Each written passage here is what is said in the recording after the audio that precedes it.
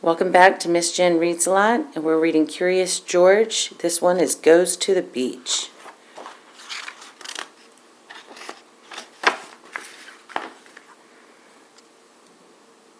This is George. He lived with his friend, the man with the yellow hat. He was a good little monkey and always very curious. Today, the man had a surprise for George. He took George to the beach. They found a spot on the warm sand, then another surprise. George saw his friend Betsy.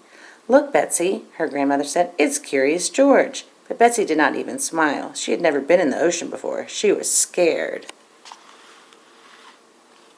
"I know you're a good swimmer," the man told her. "You'll be fine once you get in the water." Feeling better, Betsy walked toward the shore with her grandmother. George helped spread the beach blanket and set aside their lunch. He was looking forward to a picnic, but it was not yet time to eat. It was time to play. In no time, George was having fun. He learned a new game. He dug in the sand, and he made a new friend. Monkeys are good at making friends. When he took a break, George watched the lifeguard. The lifeguard sat in a special chair. Sometimes he blew a whistle.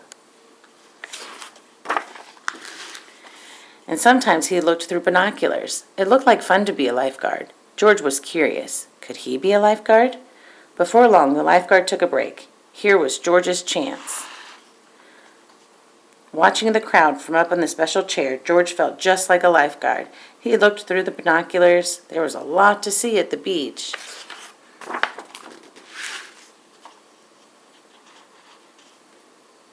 He saw seagulls flying high above. He saw Betsy on the shore below. She still had not been in the water.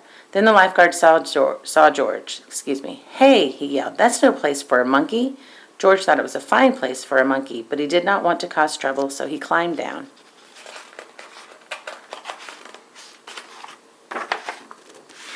Back at the beach blanket, George was hungry for a snack. No one would miss just one cracker, thought George. He took one out and put it on a napkin. It looked good. Now if only he had some cheese. Uh-oh, what happened to his cracker? Well, he would just have to get a new one. George found another cracker, then turned back around.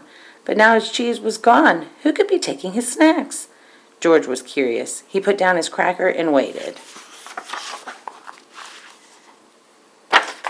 Now George saw who was taking his treats. It was a seagull, and he was still hungry. George took out another cracker, and the bird took it right out of his hand. What fun to feed a seagull! George saw more seagulls down by the water. Betsy was there too. George was curious. Could those seagulls be hungry? Indeed, they were hungry. Soon a whole flock had gathered. George could not feed them fast enough. Luckily, Betsy was glad to help. Out of the basket came more crackers, cookies, a cake, and even the bread for sandwiches.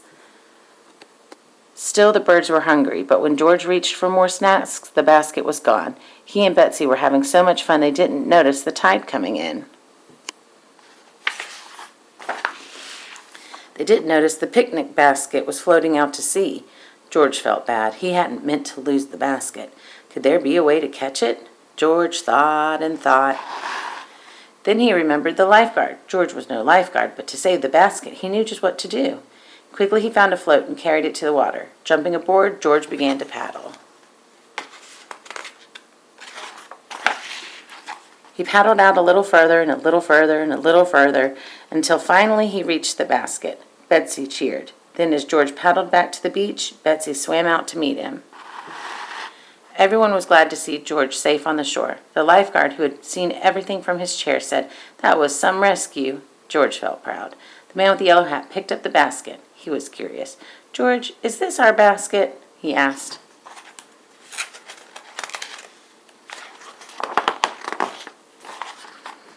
Poor George. After all of that, the basket was empty. There would be no picnic on the beach, and it was all his fault. Then Betsy's grandmother said, "Won't you join us for lunch? We have plenty. And look, now we have a reason to celebrate, thanks to George." They did have a reason to celebrate. Betsy was in the water, and she wasn't scared anymore. She was having fun.